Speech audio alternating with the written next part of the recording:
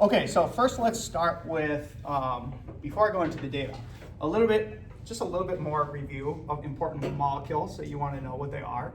So let's review a little bit just about water. How should I draw out water? Do you want it like OChem or do you want it like just like? Not something like ridiculously detailed. Just O and then two H's. Yeah, there you go, okay. Okay. Okay, so what's unique about water? It's polar. It's polar, okay? And so just like, this is just quick review. Again, we'll spend the first 5 lectures reviewing stuff, so we're all on the same page. What does it mean to be polar?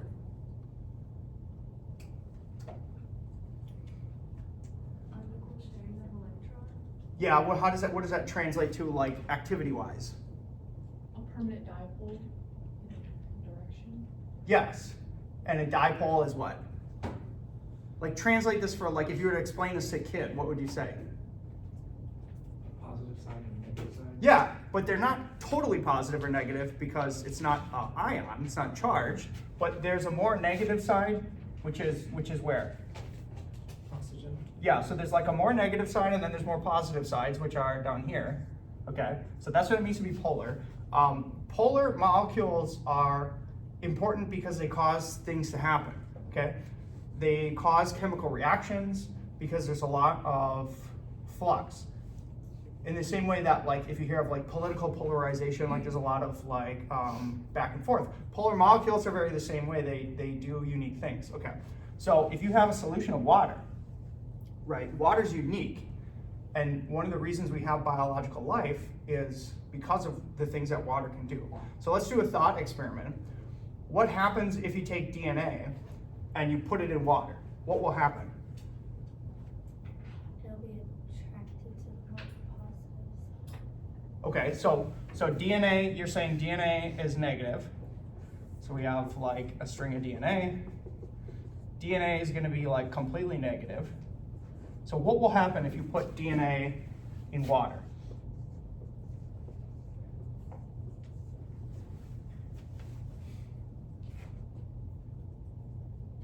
Take a guess. Again, it's like a thought experiment. If you have not seen this or done this or tried this, what happens to DNA in water? Water would surround the DNA. Yes, water would surround the DNA. So you'll get like a shell of water around the DNA. And what will that cause to happen in terms of like organic chemistry? Solutions, solvents, what will happen? You kind of have 2 options for things that get put into solvents. They either do what or what?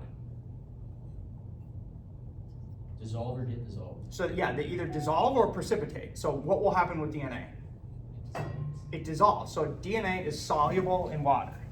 Okay, so you need to understand that DNA, by its nature, is soluble in water. Okay, so let's continue the thought experiment.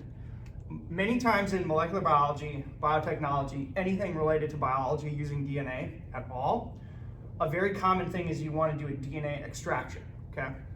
And that's often like the first step you need to do before you even do a PCR. So if you want to extract DNA, you usually go through a process where you precipitate the DNA, okay? So does anybody know how you precipitate DNA? Okay, oh, you do. So what do you add to precipitate DNA? Ethanol? Yes, you add ethanol. Okay, so how should I draw ethanol? It's one line, and then go down to another, and OH. Yes, so there's a carbon, and an oxygen. Okay, so what is unique about ethanol compared to water? Because ethanol is kind of similar to water, kind of. But what's different about it? It's actually polar, but it's less polar. Okay, so ethanol is less polar. Okay, so ethanol is less, ethanol would be less effective at forming this sort of like shell around the DNA. So when you add, it's usually about 2 volumes, I think. 2 volumes, so 2 to 1 of ethanol to water to precipitate DNA. So you essentially add ethanol to your water. You're diluting your water with a less polar molecule, okay? And that causes the DNA to begin to precipitate, but now you should start to see like that there's kind of like a paradoxical problem, okay? So what happens if you get rid of this like outer shell of water and the DNA starts to precipitate? Now what's gonna happen?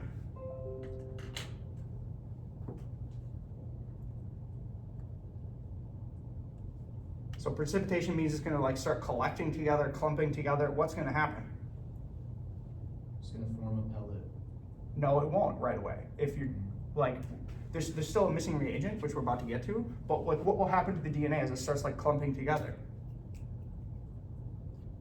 Again, like think about the molecular biology. Think about the actual molecules. It'll start to come back together. Will it? So again, just think like physics, and it charges. What should happen with charges? Positive and negative will attract, negative and negative will repel. So does it make sense that ethanol or that DNA can now just precipitate? Because if it precipitates as clumping together, which would take all these charges and smash them together, is that going to be energetically favored? No. So you actually have to add another reagent, okay? So what might be another thing that you might add? Do you know? Isopropyl? No. EDTA. When I say no, like I don't know what would happen if you added EDTA, but that's not what I'm looking for. So you usually just add, you add sodium molecules, so you usually add sodium acetate. So sodium molecules are 2+, so they will essentially then reform like a shell, which neutralizes the phosphate backbone, which then allows it to precipitate.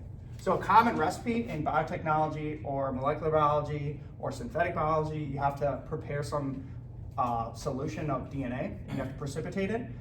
Usually the recipe always calls for adding 2 volumes of ethanol plus a certain amount of sodium acetate, and that's physically like what it's doing to cause a precipitation.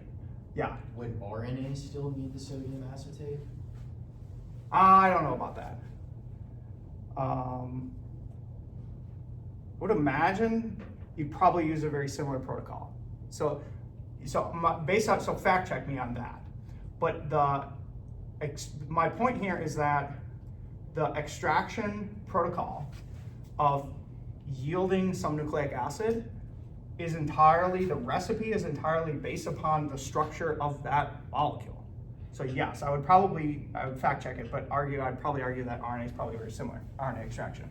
Although in RNA extraction, you're typically using like, I don't know if you typically do a precipitation step, I don't know.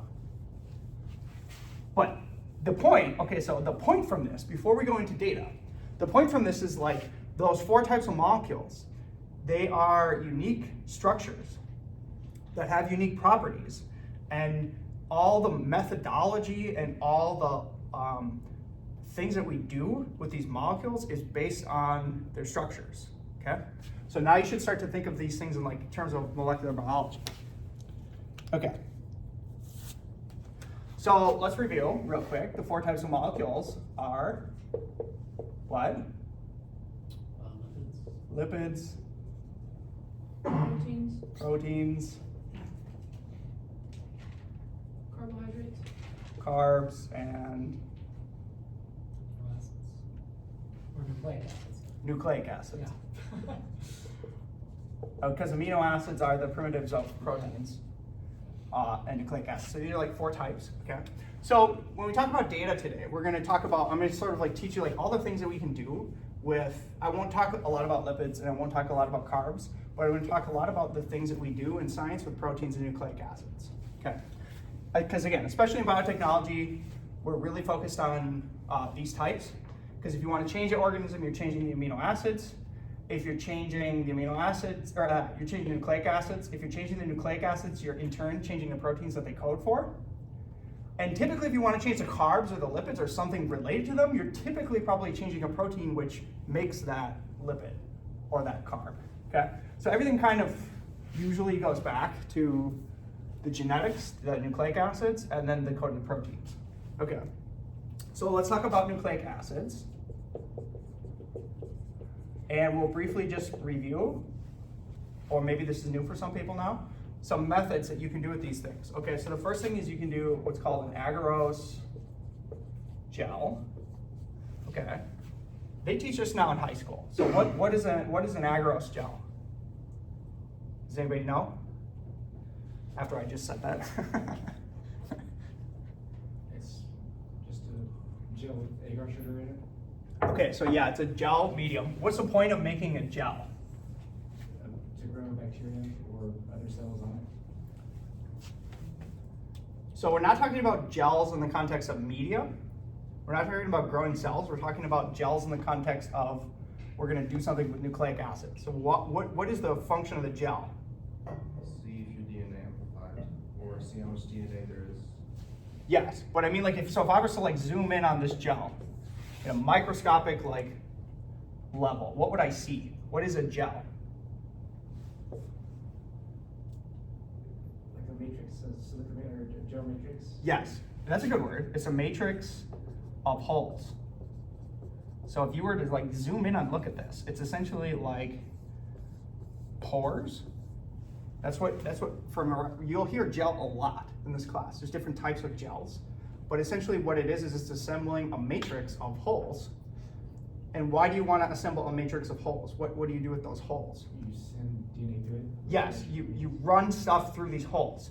And sometimes you run protein through the holes, sometimes you run through nucleic acids through the holes. If you're running an agarose gel, that means you're running nucleic acids through the holes, okay? So you have some nucleic acid, it's like a string, and it somehow runs through these holes, okay? If it's super long, is it gonna go faster or slower? Yes, okay, so long stuff or big stuff is gonna go slow. Small stuff is gonna go fast.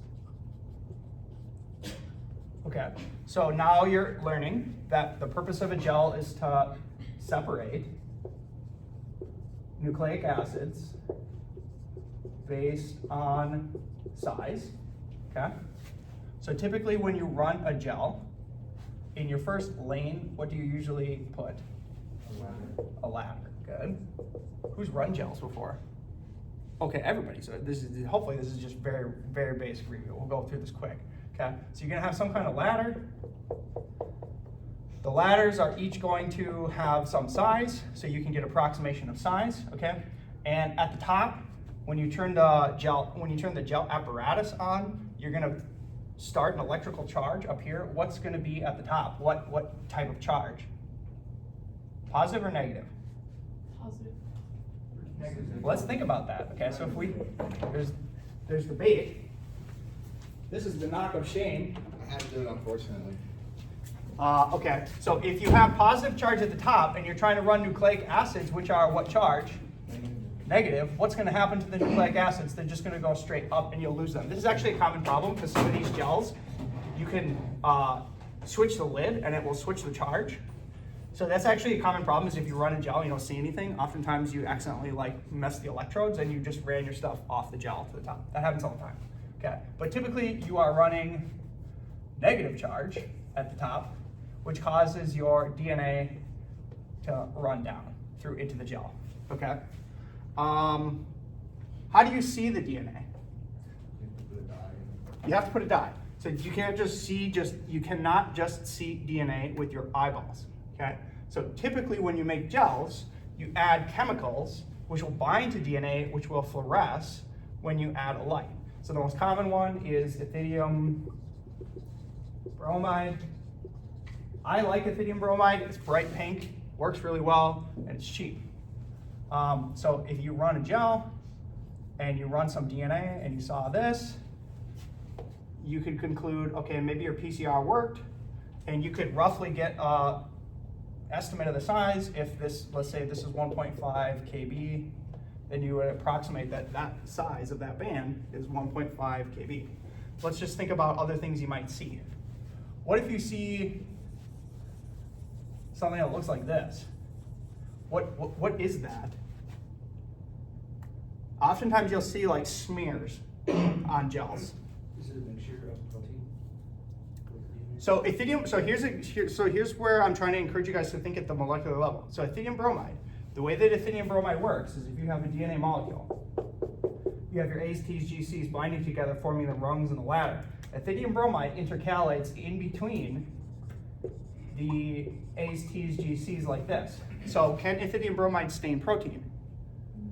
No, but there is a case where perhaps you might see some kind of a weird smearing pattern from protein in what under what case or what condition. Maybe if there was like a bunch of protein like grabbing onto the DNA, like you might see a smear. That might cause a smear. But in general, like you've probably done a purification process that removed the protein, and in theory your nucleic acids are pure. So there's probably no protein in the sample, and ethidium bromide doesn't stain the protein. So if you see this, you're actually seeing DNA that's staining like this. What would that indicate? So let's say like if that's hard to understand, what if you see this? What does that indicate?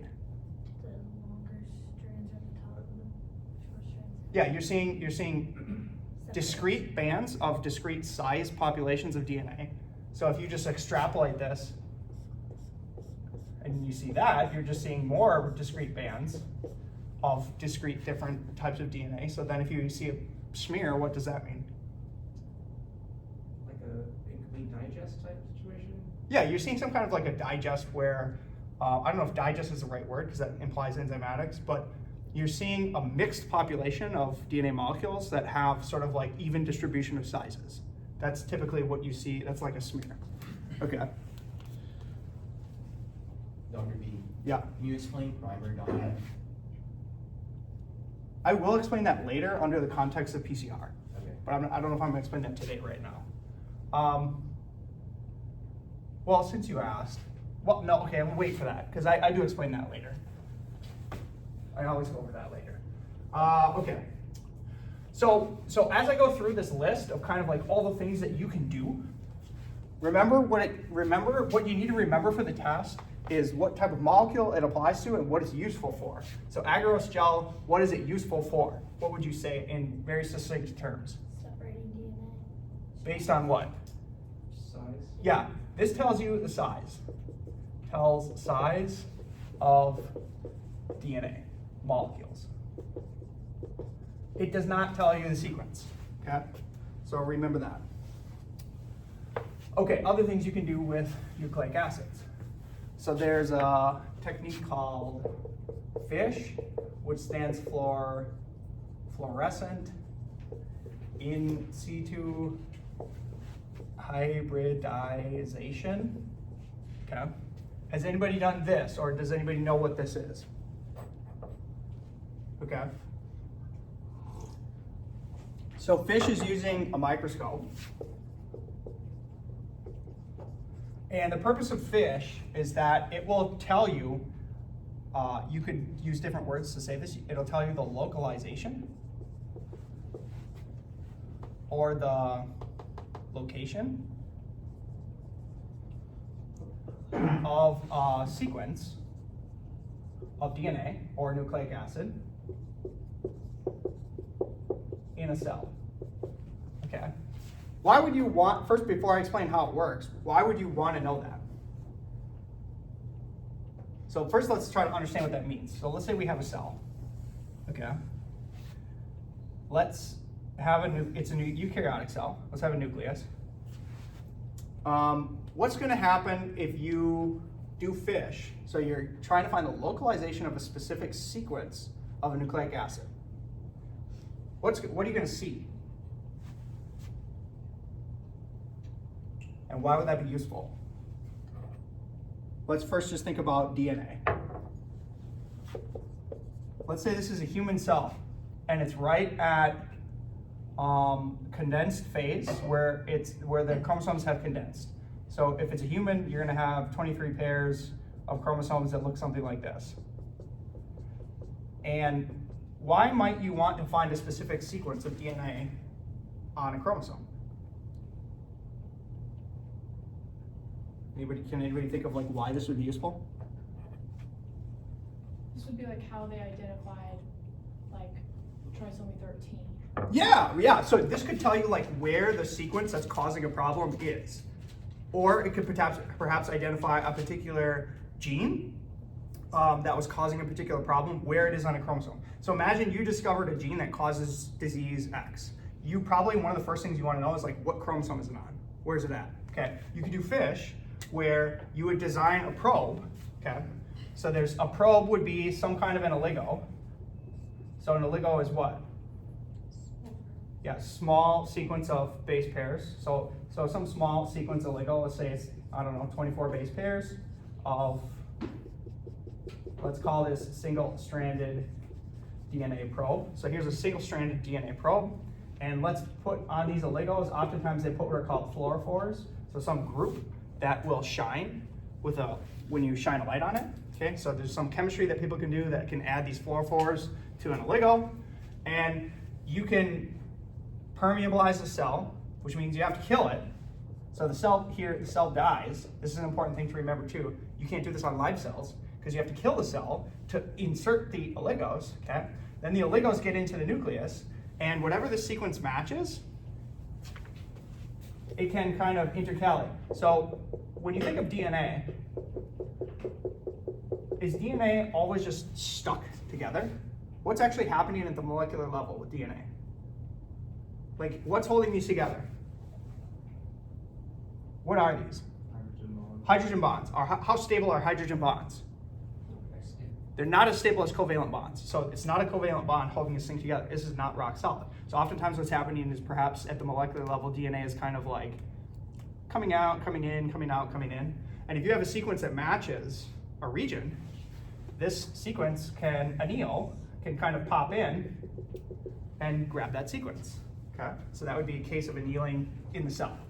And if it's a specific sequence that matches a specific site and you do F.I.S.H, maybe you will get a reaction that looks like this, where you'll see a particular chromosome, it'll be shining up at a very specific spot, and then you could conclude, this thing that I'm looking for is right on that chromosome.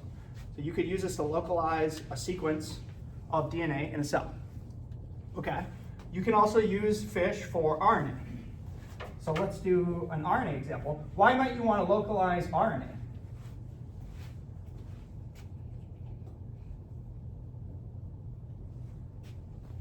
Why might you want to localize RNA? We could do two examples. So here's one example where you might want to localize RNA. This is a Drosophila egg. And I told you before that localization of RNA often determines early stages of development. So the first thing that happens in a Drosophila egg is the cell decides which side is going to be the head and the butt, anterior versus posterior. And that is determined by the localization of RNA. So if you wanted to study that problem, you might have a specific sequence that you know is a gene that you want to study its localization, and maybe you'd see a pattern that would look like this, where if you did F.I.S.H and you saw this RNA that you were interested in early embryos looked like this, then maybe you could conclude that positioning, that RNA was important for perhaps determining posterior development versus anterior. So it's actually like setting up an axis. That's one example of why you might want to use F.I.S.H. Another example of why you might want to use F.I.S.H is oftentimes cells are infected with other types of cells, like symbiont cells. Okay? So this is in my case where I study a symbiont that lives inside of insects. F.I.S.H is a very common experiment to find where those cells live. Okay? So you might do a F.I.S.H experiment that has a oligo or a probe that matches to a RNA sequence or a DNA sequence from a microbe that lives in the cell. And if you saw something that looked like this, you would conclude that that symbiont lives in the cytoplasm. Or you might see something like this, and in that case, you would conclude that symbiont lives inside the vacuole. Okay? So these are two examples of why you would use F.I.S.H and what it's used for. So Agarose gel separates DNA according to size. F.I.S.H will localize, tell you where a nucleic acid is in the cell. But the catch is you have to kill the cell to do this experiment, and you use a microscope. Do you also use single-stranded DNA for RNA localization? Or is it? That's a good question. You'd have to look up what the actual probes are. I don't actually know that. You'd have, off the top of my head. You'd have to fact check me on that. My intuition suggests it's probably DNA because that'd be a cDNA complex would be more stable. But you'd have to fact check me on that. I don't know what actually the probes are, but there's some form of nucleic acid. Okay, sequencing. So the other thing that's very common that you want to do with nucleic acids is you want to sequence them. You want to get their sequence. Okay. So there's kind of like two types of sequencing. There's old sequencing, which is called Sanger sequencing, and then there's next generation sequencing, or you might have heard of like Illumina, or like PacBio. These are kind of like brands. So like brands of next generation sequencing. There's also like 454. There's various brands and various ways, okay? The old school that we sequenced nucleic acids was Sanger, okay? And what you did, we can actually describe how Sanger works, Sanger sequencing. Okay, so the reason, first of all, I'll describe how it works. Okay, so how it works. Sanger sequencing is kind of like a half PCR. So when you mix the tube for Sanger sequencing, okay, let's think about what goes in the tube for Sanger sequencing, and understanding the reagents will help you understand what's happening. So what should I put in this tube? Take guesses. Primers. Yes, but it's a half PCR, so maybe instead of primers, Primer. maybe primer. Yeah, so you actually just put one primer. Okay, so now envision you have a DNA molecule. You just have one primer. So you would split apart that DNA. Let's say one primer binds right here. Okay. What else do you need in a PCR reaction? We did go over this. So what else do you need in a PCR reaction? DNA. You need DNA, so that's your template. So you need your template DNA. I drew that. What else do you need? Buffers. Buffers, for sure. What else? Buffers for what? To give it a charge. Sodium buffers. Buffers are making what happy? Polymerase. The polymerase. So you're gonna need a polymerase. What else? Polymerase writes DNA with what? GNTP. DNTPs. And then you're gonna need DD. Yes, you need water, and then the seventh ingredient, which is a special ingredient, is the DD-NTPs. Remember, these are the dideoxys, which have no oxygens, and you put these at a less ratio than DNTPs. So maybe, again, I don't know what the exact ratio is, but imagine you have 99% DNTPs, ACGCs, and then maybe you have 1% dideoxy NTPs. And each of these dideoxy NTPs, whether it's A, T, G, or C, is labeled with a different color. So a different fluorophore that in that group will shine based on a different color, different excitation wavelength, okay? So then when you try to do a PCR, this half-ass PCR, the polymerase comes on and it starts adding DNTPs. So it's adding DNTPs. What's gonna happen eventually? It's gonna add a DD-NTP in stocks. Eventually, DDNTP is gonna add to the chain and it's gonna stop, okay? Now, let me ask the second question. Let's say this is the first cycle. Let's say a second cycle comes, okay? This is now the second cycle, and it's adding DNTPs. Is the DDNTP gonna happen at the same spot or a different spot? It's random. It's gonna be random. Yeah, that's a key insight, is that DDNTPs are gonna add in randomly, okay? So this is gonna produce a mixed population of differing lengths of your template, and at every single end position of each of these mixed length DNA molecules that matches that sequence, there's gonna be at the very end a unique dd-NTP of some color that corresponds to the last base that got added on, okay? So now we've generated a mixed population, a mixed size of DNA molecules matching this sequence length, okay? And then what you do is you take this mixed population of DNA molecules and you run it through chromatography. Who remembers what chromatography is from organic chemistry lab? Anybody? So chromatography is typically you have some kind of like a column. In this case, it might be a very, very thin tubing. And in that tubing is a matrix of pores, okay? And so these DNA molecules are gonna pass through that column and they're gonna separate based on size because they're gonna flow through at different speeds based on the size, okay? And so you're gonna get separation. Imagine I'm drawing these bands. You're gonna get separation of these molecules based on their size, and they're slowly gonna drip off the column. And as they drip off the column, there is a computer system. It's a keyboard and it's a bad computer. And the computer has a laser that shines a light at the drip. And as these drip off, the thing that's gonna shine is the last base in that position. Does that make sense? So you're gonna get a series of drips that's either red or green or purple or black, etc. Your 4 bases. And every time you get a new color switch, a drip, you're gonna know that, oh, the next position, the next size molecule has whatever base at that position.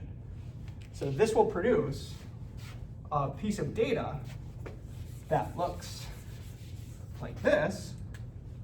Let's say, hang on a sec. This is what's called a chromatograph.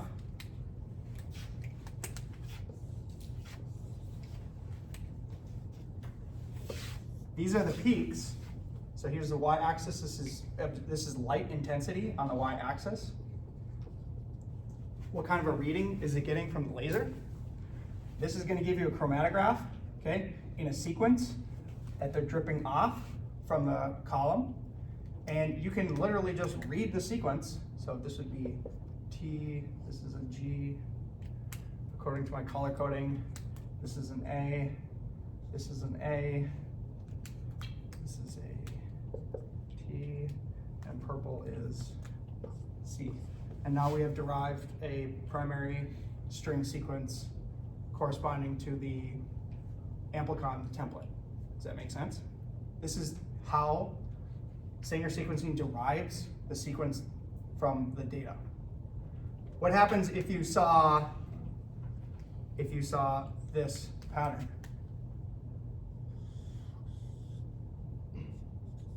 What would maybe that indicate? So you have, this is a common thing you might see in a chromatogram of a Sanger sequencing data. You might see 2 peaks at the same position where you're getting a mixed signal of green and red. What does that indicate?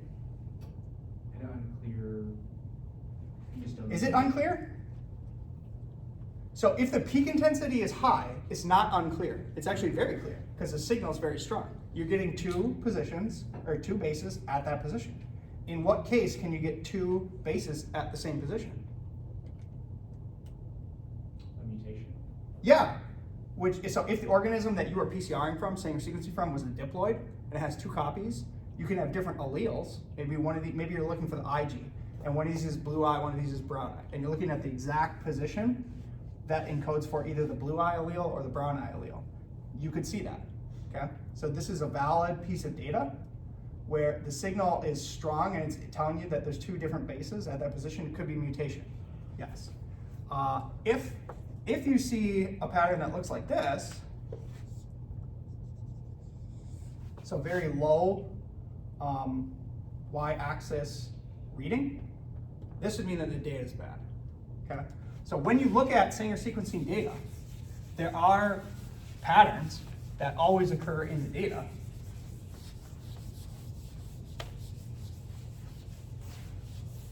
Okay, when you look at Sanger sequencing chromatograms, you always see data that looks like this. A bunch of garbage, and then you start to get good signal, and then the signal weakens almost to nothing, okay? So in the beginning of Sanger sequencing reads, so okay, let me also just say, you'll get two pieces of data with Sanger sequencing. You'll get one, the chromatogram, which is this, the peaks, the different colored peaks, the intensity, and the sequence. And then you'll also just get a text file that's just the order of these bases listed in a Word document. Okay, you get these two pieces of data. The beginning of Sanger sequencing data is always bad. The middle of Sanger sequencing data is the good data. And the end of Sanger sequencing data is always bad data. So you can only get valid sequence in the region that's good. So my first question is, why do you always get bad data in the beginning and the end? What's actually happening at a molecular level that generates bad data in the beginning and the end? Can anybody take a guess?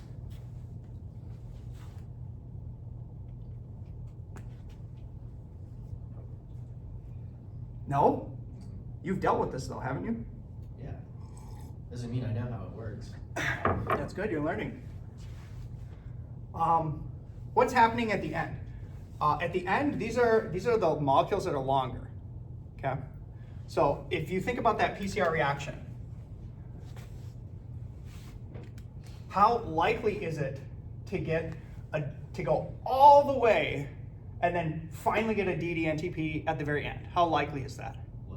Very likely. So you're going to produce some kind of like a standard distribution of, right in the middle is going to be kind of like middle-sized molecules, and then you're going to get, these are the longest molecules and the shortest molecules, okay? So it's probabilistically unlikely that you'll get very short molecules and very long molecules, which contributes to bad data at the end and bad data in the beginning. That's why you don't have good peak intensity at the end, because there's not a lot of super, super long molecules where a DDNTP went, or the polymerase went all the way to the end, and then maybe the last base was a DDNTP. That's unlikely. That's why this data at the end is always bad. Okay, the other reason that the data in the beginning is always bad is because every time you run a column, this is just chemistry knowledge, every time you run a column in any size separation, the first thing that comes off is what's called the aggregate. The aggregate is just a bunch of crap that is not going through the pores, it's just going around the pores, and it's clumping, and that's oftentimes the first thing that pops off is just an aggregate of garbage. So in the beginning of the read, you always have bad data, and at the end of the read, you always have bad data. So looking at Sanger sequencing data, you have to find the spot that's good and only draw from that data. I'll probably show you how to do that in the lab. Any questions about Sanger sequencing? Okay, so if you understand Sanger sequencing, it's pretty easy to understand next generation sequencing, which is essentially just taking kind of like the principles of Sanger sequencing and doing it rapidly 1,000,000 times all at the same time. So next generation sequencing, there's different methodologies. Some use beads, some use plates, but essentially what's happening is typically, like in the case of Illumina, you'll have a glass slide, okay? And microscopically on that glass slide is a grid system. So there's a system of grids.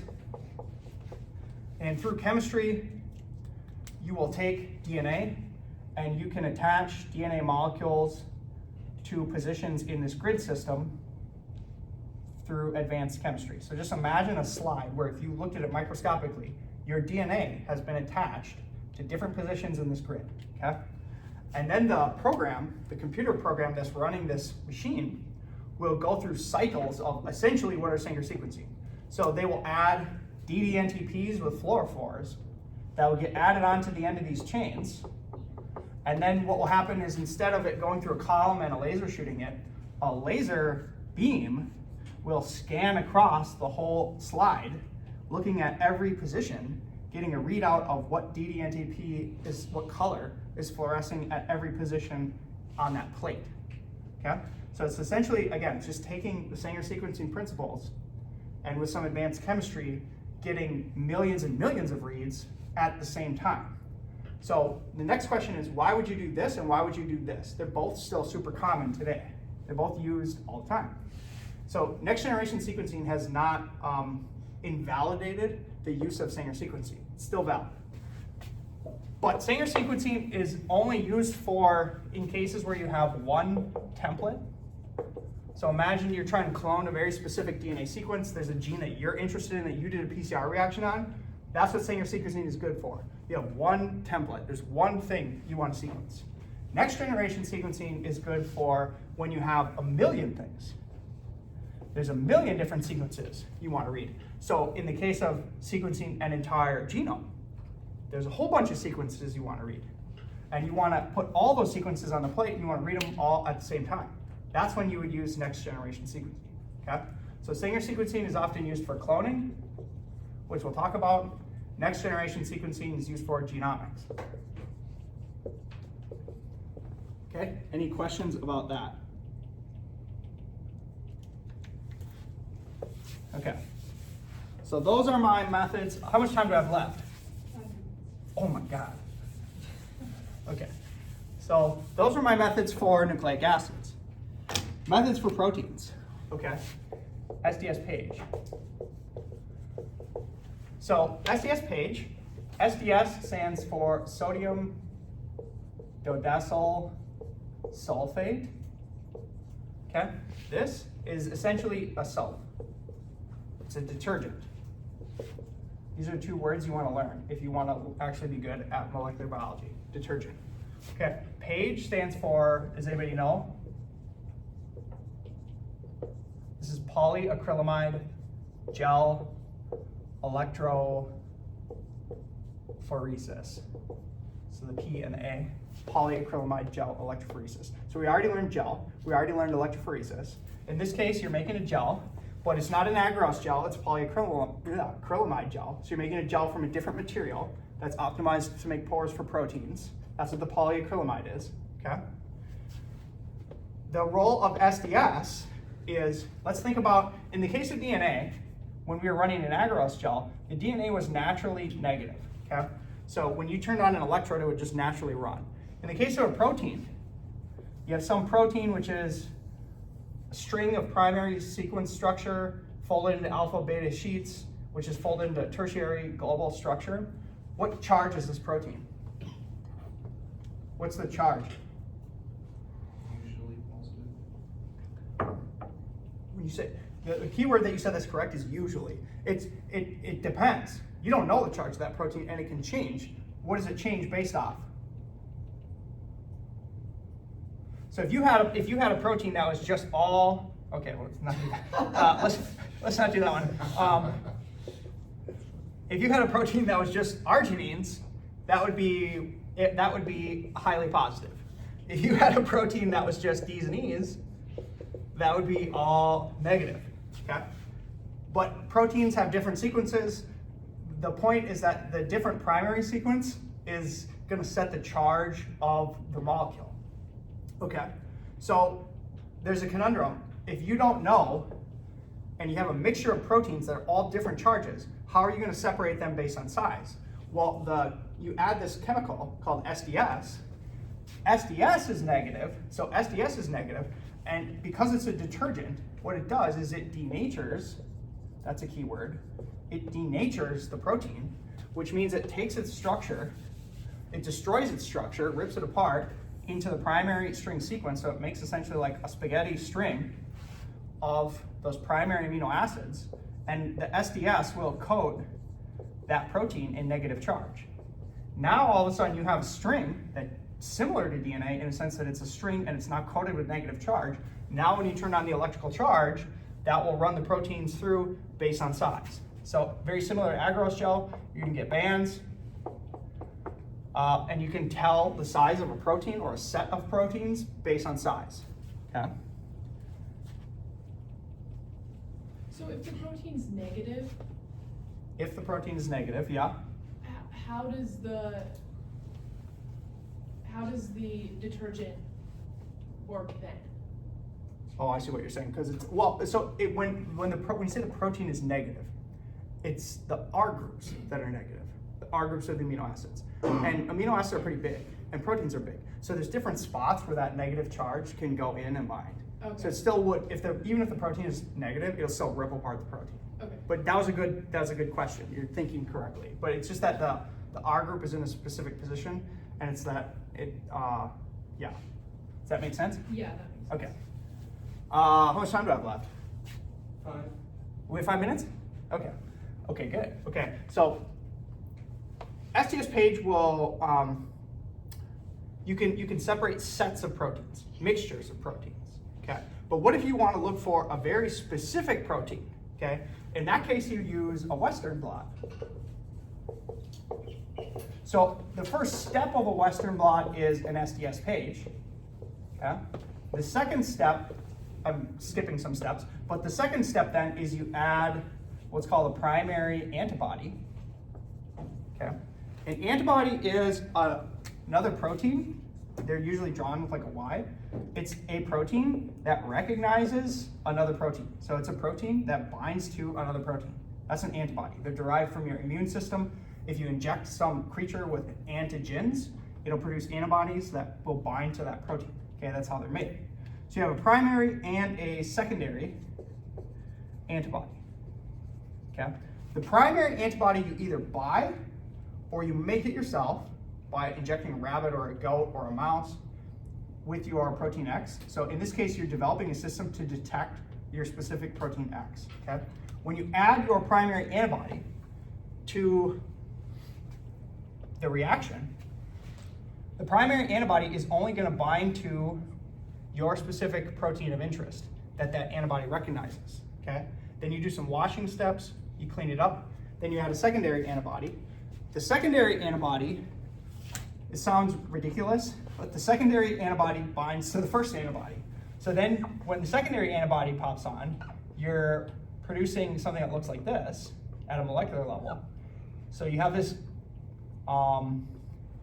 conglomerate or aggregate of antibodies that are binding each other, okay?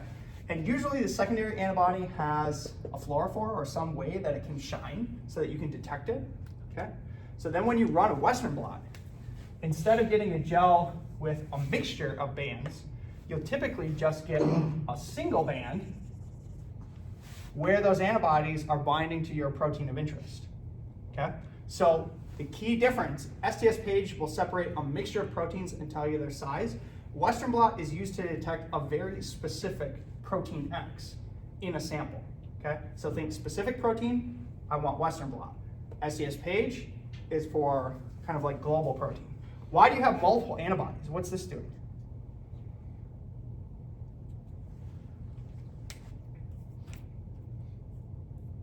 Less false positives.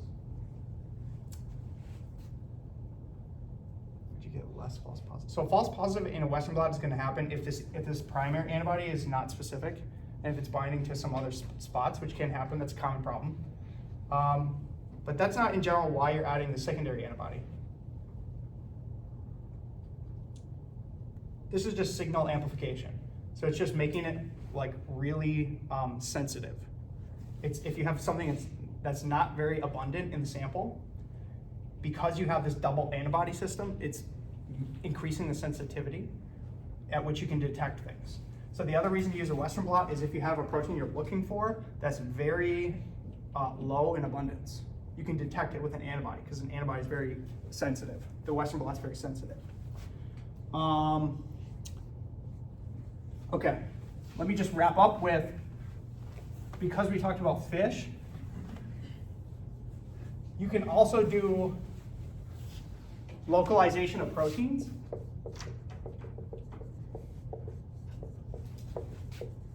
So it's very common that you want to know where a protein is in the cell. Is it in the mitochondria? Is it in the nucleus? Is it in the Golgi? Is it in the ER? Wherever? Is it in the ribosome?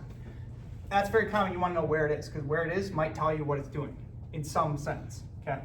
So there's different ways to localize proteins. One of these is called immunofluorescence. Okay.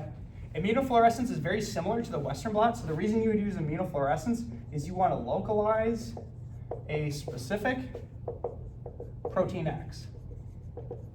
Okay, so if you have a cell, you want to know where is protein X, you can use immunofluorescence. Because it's immuno, that means you're using the antibodies again. So if you have a primary antibody that recognizes protein X, you would kill the cell, permeabilize it, send in that antibody. Wherever your protein is, wherever protein X is, it's going to bind. And then there's usually a secondary antibody, just like a Western blot, that has a fluorophore or some kind of thing that will shine. Okay? And then this would tell you, okay, where's protein X? It would shine in the microscope. So you're using a microscope for this technique. And it would tell you, okay, it's in the cytoplasm, etc. So it's using antibodies to find where a certain protein is in the cell. The downside of this is you have to kill the cell. So this is a dead technique. There's also a live way to localize proteins. Does anybody know what that is? So the contrast to immunofluorescence is if there's a situation where you want to study a protein in a live cell that's not dead, you would use a GFP tag. So what's GFP? Yep, so this is an actual protein that shines green in jellyfish, and it shines green in live cells, okay? So every protein, just like GFP, has its own gene. So there's a gene called GFP, which is coding for the GFP protein, which shines green, and you can take that sequence, okay, and you can pop that sequence in front of gene X. So say you want to localize where protein X is, you can take the sequence of GFP, you can make what's called a fusion. You fuse the sequence of GFP in either front of, or in the middle of, or at the back of gene X. And now every time the RNA polymerase transcription happens, it's going to come on here. If you put that GFP in between the promoter and the gene, it's going to make a transcript that's encoding GFP as a fused product of gene X.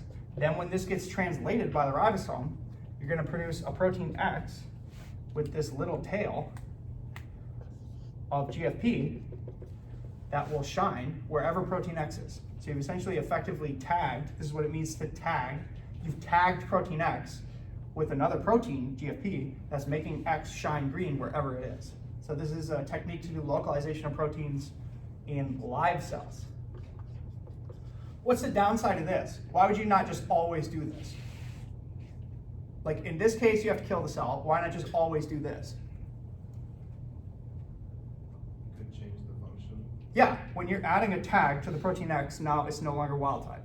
At least in immunofluorescence, you're studying the wild type, okay? It's just that the cell's dead. So in this case, the downside is the cell's dead, but you're studying the wild type. In this case, you're not studying the wild type, but the cell's alive. So every experiment has pros and cons, and it's important to learn the pros and cons of each experiment so that when you're thinking through how to study problems, you know what experiment to pick. Okay, any questions about any of that? These are the basic techniques of molecular biology. If you understand these things, you can read probably 95% of all papers that have ever been written about molecular biology. So now you guys have the tools to read the actual scientific papers, which we will start doing, okay?